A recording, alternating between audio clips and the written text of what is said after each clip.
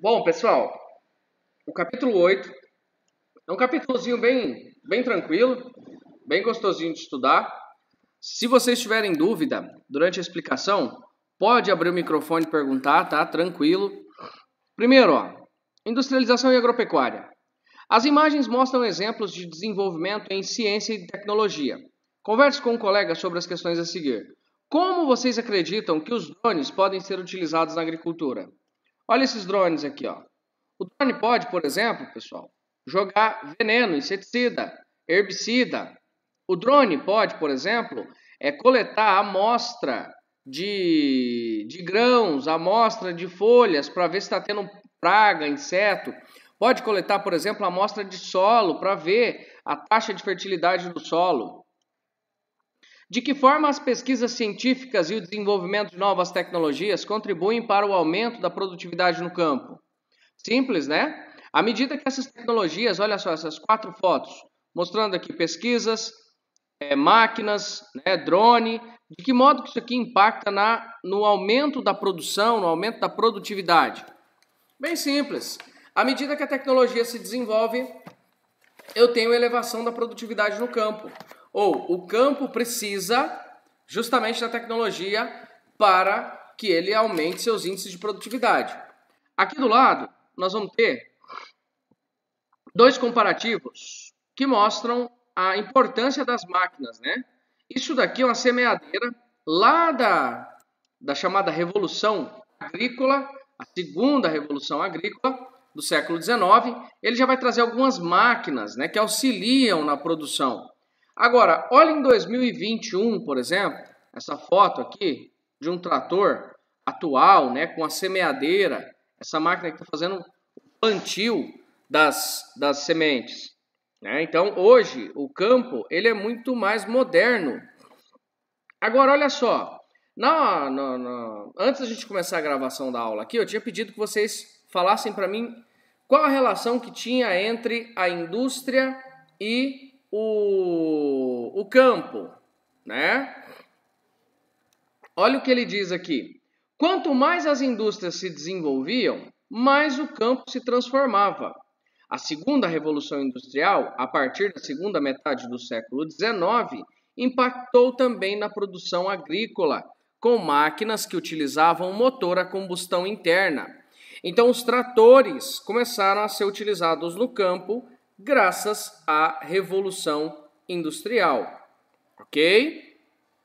No início do século XX, o notável desenvolvimento econômico dos Estados Unidos traduziu-se também... O que foi?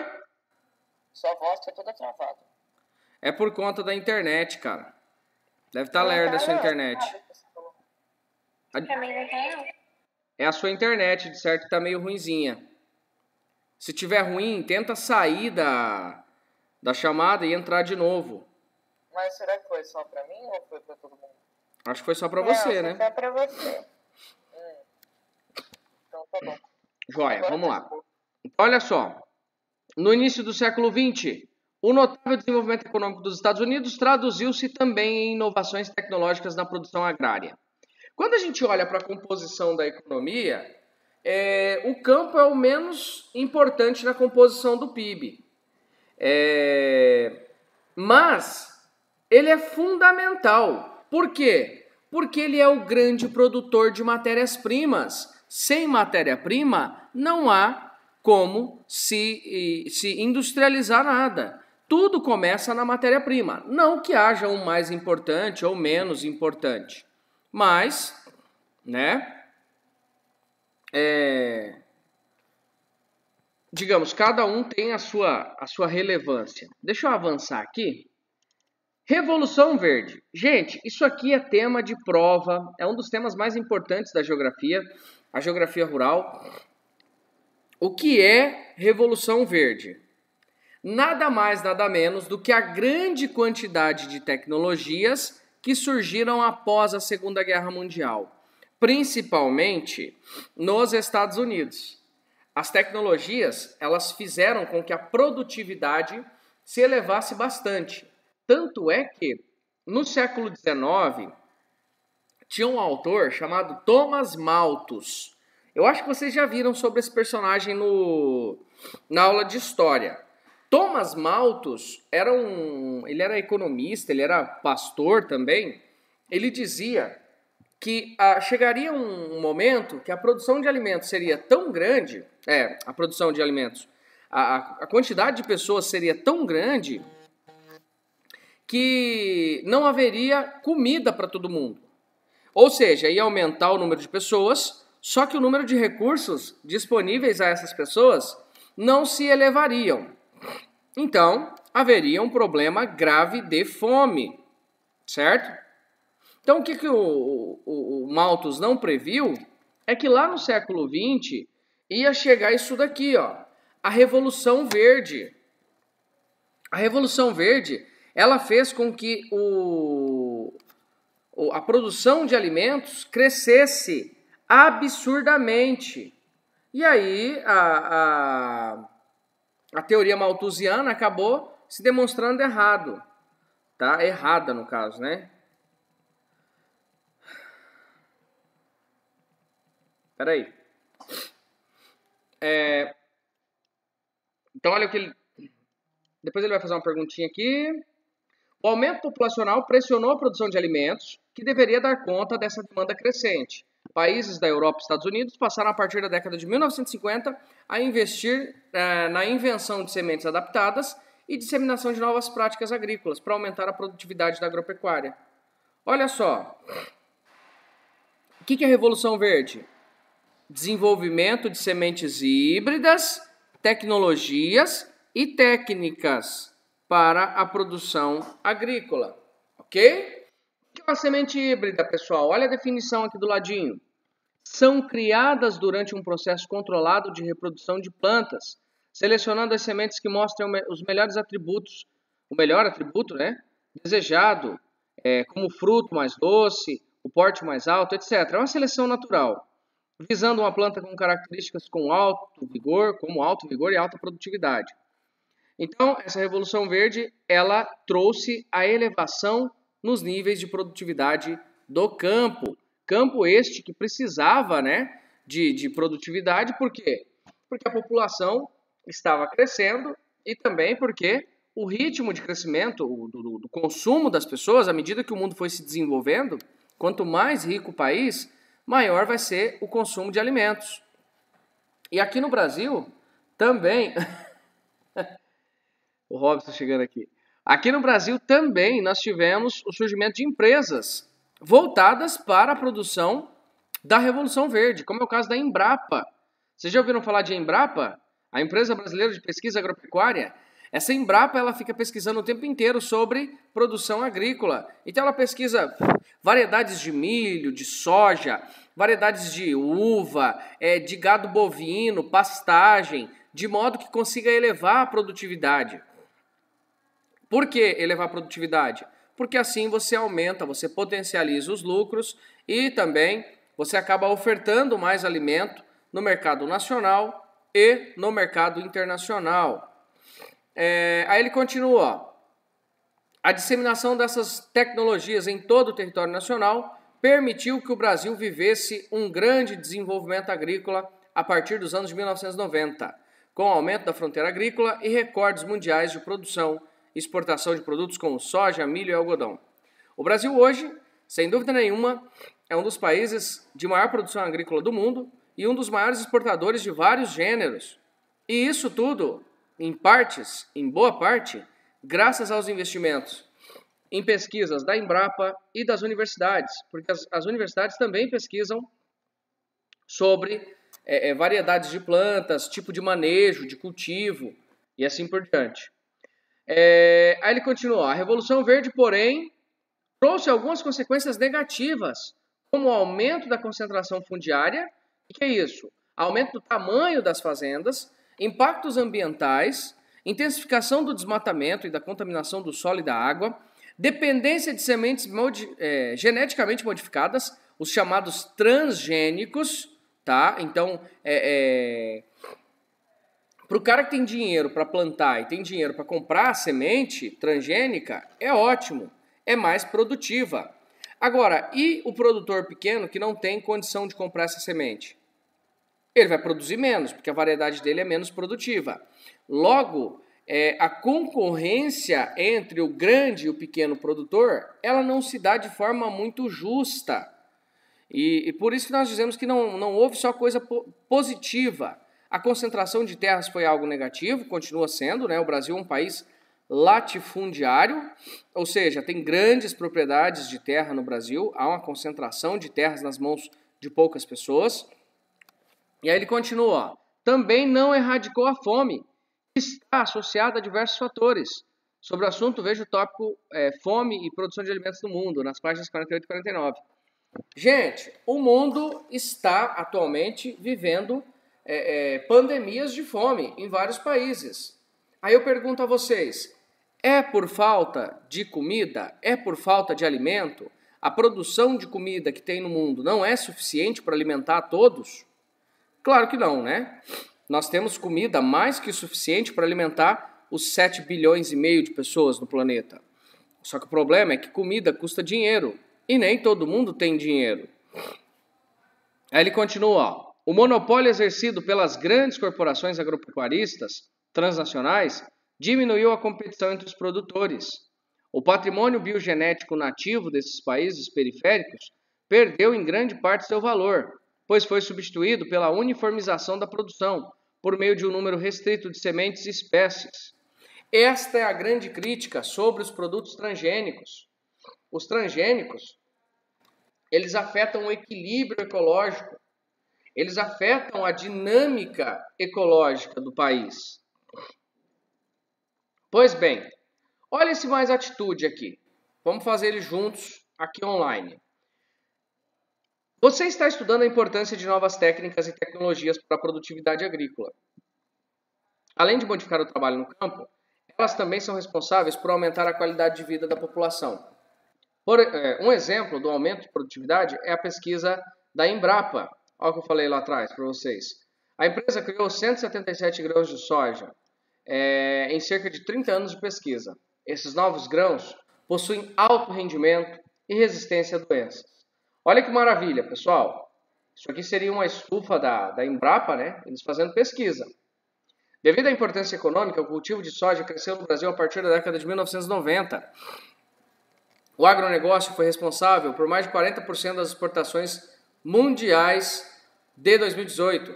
Então, o agronegócio do Brasil é o carro-chefe das nossas exportações. Aí ele diz ali, ó, embora tenha ocorrido o aumento da produtividade, é possível citar algumas características negativas, como a má distribuição das tecnologias e o grande desperdício daquilo que é produzido. Isso ocorre por uma série de fatores, dentre os problemas em infraestrutura, durante o transporte do material, até má gestão doméstica. Pessoal, olha isso. Alimento. Fruta sendo desperdiçada. Se você for no Ceasa da vida, isso aqui me parece um Ceasa, você vai ver que tem muita, mas muita comida que é jogada no lixo todos os dias. Quem lembra da nossa feira de robótica do ano passado? O tema que eu trabalhei na época foi com o nono B do ano passado, foi justamente o desperdício de alimento.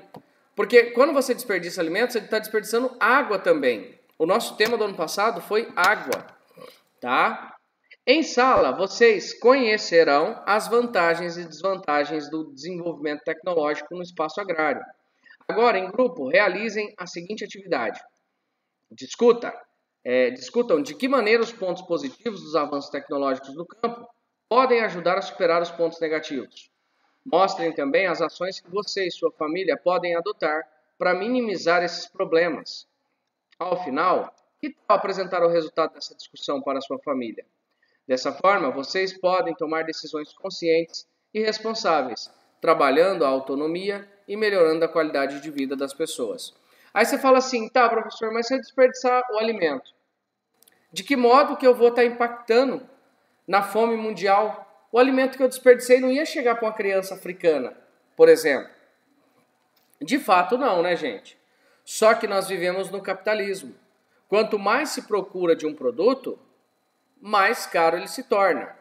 Ou seja, se a oferta de um produto ela não é suficiente, o preço desse produto tende a cair. Se a oferta é grande, o preço tende a diminuir. Em outras palavras, se você desperdiça alimento, se isso é uma prática comum no seu país, no mundo, logo o preço do alimento vai acabar sendo impactado. O preço do alimento vai ficar mais caro, ok? Agropecuária moderna. Isso é agropecuária moderna. Olha só. Pivô de irrigação. Irrigando aqui a lavoura. Já nos países em desenvolvimento, ó, agricultura tradicional, sem equipamento de ponta. Isso aqui, tradicional, ó. O cara tá com a enxadinha aqui, ó. Fazendeiro trabalha o solo em sua plantação em Cuba. Isso aqui é pé de tabaco, tá? Isso aqui é utilizado para fazer o fumo. Essas folhinhas. Então o cara está cultivando aqui artesanalmente. Aí, pessoal, transgênico. Olha só. Agropecuária moderna. Uma das características da agropecuária moderna é a chamada biotecnologia. Opa. O que é biotecnologia? Nada mais é do que a mudança genética das plantas. Né? Ali, ó, conjunto de técnicas de genética e microbiologia para manipular organismos vivos e modificar seus DNAs. São organismos geneticamente modificados, OGMs, como os transgênicos. Os países que mais têm transgênico no mundo. Olha o Brasil, segundo colocado, só perde para os Estados Unidos. Estados Unidos em primeiro, o Brasil em segundo, a Argentina em terceiro, a Índia em quarto, o Canadá em quinto. Então, olha só, repara, ó. China tem, Paquistão, Índia, África do Sul, Uruguai, Brasil, Paraguai, Argentina. Dos desenvolvidos, só aparece os Estados Unidos e o Canadá. Ou seja, alguns países, olha a Europa, não adotam transgênicos. A Europa proíbe a entrada de transgênico. Na Europa, o consumo de produtos geneticamente modificados na alimentação humana é restrito. Os países da União Europeia permitem o uso de transgênicos apenas para alimentação de animais, ainda assim com ressalvas. Entre as alegações contra o uso desses alimentos estão os possíveis riscos à saúde dos consumidores, o monopólio das empresas produtoras de sementes transgênicas e o aumento do desmatamento em países em desenvolvimento, especialmente a América do Sul, por exemplo, o Brasil. Então, os europeus, eles não gostam do transgênico porque eles alegam que pode ser prejudicial à saúde. Mas existe alguma comprovação científica? Na verdade, não, né, gente? Então, assim, tudo é especulativo, mas eles preferem prevenir. Então, eles não fazem, né, utilização de produto transgênico para consumo humano. No máximo, para os animais. E ainda assim, com restrição. Então, esse aqui, ó, esse Tzinho, é o símbolo do transgênico. Aqui ele continua falando da União Europeia. Os países da União Europeia adotam a PAC, a Política Agrícola Comum, desde 1962. Esse conjunto de medidas objetiva manter o abastecimento de produtos alimentícios nos países do bloco, fomentando a ampliação da produção de alimentos e garantindo o seu livre escoamento pela União Europeia, minimizando as concorrências internas. Isso se deu com a diminuição de preços de produtos alimentícios desenvolvidos dentro do bloco em detrimento de produtos que vinham de fora, o que levou muitos países a contestarem essa política da OMC, incluindo o Brasil. Então, a PAC é uma organização dentro da União Europeia que visa a produção de alimentos de qualidade, com controle dos próprios europeus. Então, os países em desenvolvimento, como o Brasil, eles alegam que é uma prática ilegal, porque ela bloqueia os produtos brasileiros de entrar dentro do continente europeu. Então seria uma prática de, vamos dizer, cartel, né? Mais ou menos, porque o bloco ele coloca uma série de restrições e aí ele afeta o preço das commodities no mercado internacional. Olha lá, em 2013, a política agrícola europeia foi revista, incluindo a adoção de práticas mais ecológicas, fomentando a agricultura sustentável e, como visto, restringindo a entrada de alimentos transgênicos no bloco. O Brasil alega que, na verdade, a União Europeia não quer que o produto transgênico entre como uma forma de bloquear os produtos. Não é porque ele faz mal, coisa nenhuma. É porque ela não quer consumir o produto brasileiro para não inflacionar os preços, vamos dizer assim.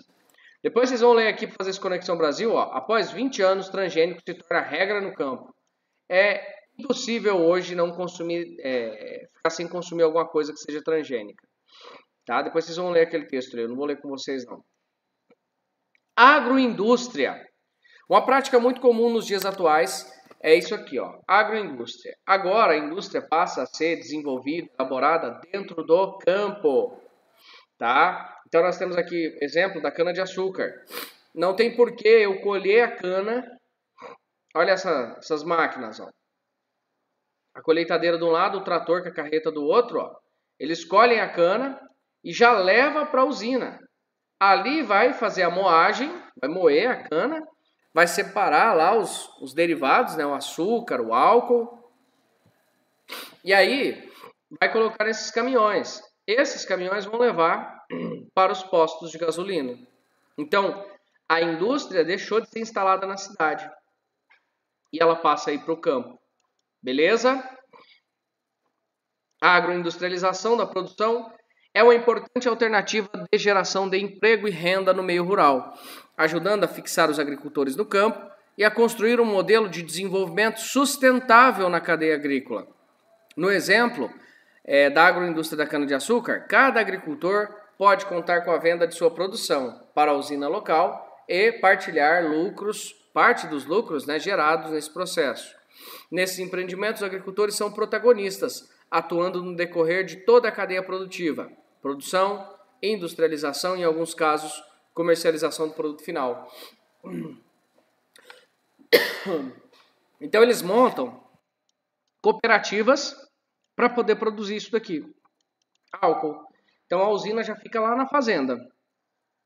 Olha aqui. Fome e produção de alimentos. Nós já falamos desse tópico lá atrás. Se nós observarmos aqui, ó, mundo, pessoas com fome. 90, 92, 2000, 2002, 2005, 2007, 2010, 12, 14, 16. Olha a linha preta. Países desenvolvidos. Pouquinha gente com fome, olha lá. Se manteve constante. Não conseguiram acabar também. Países em desenvolvimento. Era mais de 1 milhão na década de 90. Só que ainda assim, nos dias atuais, está passando um pouquinho de 800 milhões. A propósito, com o coronavírus, o problema da fome tem aumentado ainda mais. Porque afetou o comércio mundial. Então entendam que o problema da fome não é a falta de produção de alimentos. Olha só esse parágrafo aqui embaixo das tabelas. Ó. Apesar da abundante produção de alimentos, nos países em desenvolvimento como Brasil, Índia, China, Indonésia, ainda persistem situações de fome nesses locais. Nesses países, grande parte da agricultura é feita em latifúndios e destina-se à exportação. Quer dizer, eu produzo mais alimento do que o suficiente no meu país, só que esse alimento é para exportação. Ele não fica no meu país. Então isso vai gerar fome. Aqui nós temos as tabelas, ó, países maiores exportadores mundiais de alimentos. Estados Unidos vem em primeiro, o Brasil em segundo, a China em terceiro, Canadá, Argentina, Índia, Indonésia e Austrália. Olha os Estados Unidos, pessoal. Mesmo os caras consumindo um monte de coisa, ainda assim eles exportam muito. Países com o maior percentual de pessoas passando fome. Em primeiro lugar, Iêmen. Iêmen está passando por uma guerra gigante, já tem muito tempo. Está desde 2013, desde a Primavera Árabe, os caras estão em guerra. Sudão do Sul, país horrível em todos os aspectos. Síria, Líbano, República Centro-Africana, Ucrânia, Olha só, país europeu, Ucrânia, Afeganistão e Somália. É muita gente no mundo passando fome, principalmente nesses países. Aqui nós vemos, né, ó, alimentos sendo desperdiçados. Muitos alimentos estragam no transporte entre o produtor e o consumidor final. Estradas e equipamentos inadequados, além do prazo de validade, são responsáveis por esses desperdícios. Então, as redes de transporte do Brasil não são muito eficientes, né? O transporte acaba sendo lento e afeta a qualidade do alimento final. E é isso. É isso, pessoal.